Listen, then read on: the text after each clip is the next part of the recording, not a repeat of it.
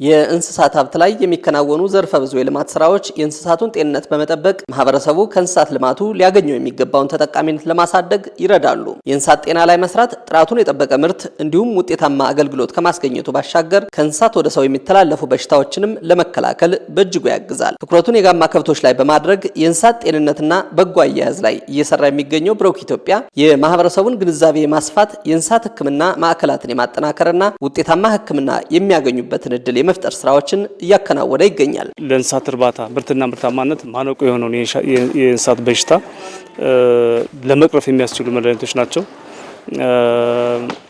እንግዲህ እንደሚታወቀው 75% የሚሆነው የእንስሳት በሽታ ትራንስሚሲብል ይፈጥራሉ። በሰው ላይ ምርትና ምርታማነት ማነቆ ናቸው። ወደ ሰው ሲተላለፉ ደግሞ ለሰው በሽታ ይሆናሉ። ስለዚህ የእነዚህ መድኃኒቶች መቅረብ እነዚህን ችግሮች በመቅረፍ በአንድ በኩል ወደ ሰው ላይ የሚደርሰውን የጤና ችግር ይቀርፋል። በሌላ በኩል ደግሞ የእንስሳት ምርትና ምርታማነት ያሳድጋል። የእንስሳቶች ደግሞ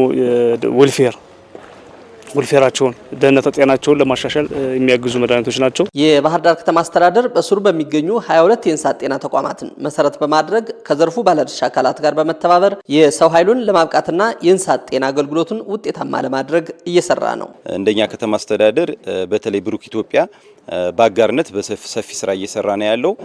ብሩክ ኢትዮጵያ እንግዲህ እንደ ሀገርም በእንስሳት ጤና ዘርፍ እና በማህበረሰብ አቀፍ ልማት ሰፊ ስራዎችን እየሰራ ነው ያለው። አጠቃላይ በ10 የመንግስት ክሊኒኮችና በ12 የግል በጥቅሉ በ22 የእንስሳት ተቋማት ነው ስራ እየሰራ ነው ያለ ነው። ከሰው ኃይል ማብቃትም በአካባቢው ያሉ የእንስሳት ጤና ባለሙያዎች በየቀበሌ ያሉ የእንስሳት ጤና ባለሙያዎች በመምሪያ ደረጃ ያለ የእንስሳት ጤና ባለሙያም ጭምር ተገቢውን ስልጠና እየተሰጠ እየበቃ በየጊዜውም ጭምር የልምድ ልውውጥም ጭምር እየተደረገለት ለማህበረሰቡ ተገቢውን የሆነ አገልግሎት እየሰጡ ነው ያሉት። በእንስሳት ሕክምና ዘርፍ ላይ የሚገኙ ሙያተኞች ከትምህርት ተቋም ጀምሮ በቂ አክሞ የማዳንና የእንስሳት በሽታን የመከላከል አቅም እንዲኖራቸው ለማድረግም ከከፍተኛ ትምህርት ተቋማት ጋር በትብብር መስራት ትኩረት የሚያሻው ጉዳይ ነው።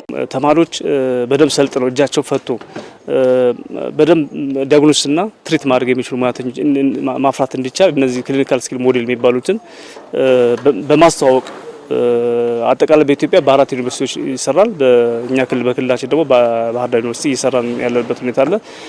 እነዛ ሞዴሎች ተጠቅመው ተማሪዎች በብቁ ሁኔታ ሰልጥነው እንዲወጡ ያስቻልንበት ሁኔታ አለ።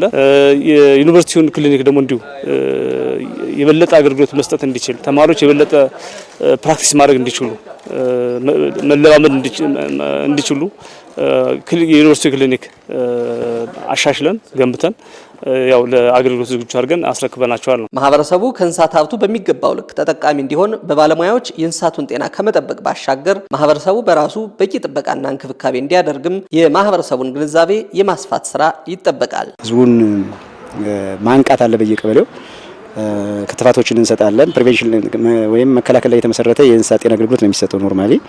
ስለዚህ መከላከል ላይ የሚያተኩሩት አንዱ ክትባት ነው። አንዱ ደግሞ የሲዝናል ዲወርሚንግ ወይም ደግሞ ኤክስተርናል ፓራሳይት ትሪትመንት አለ።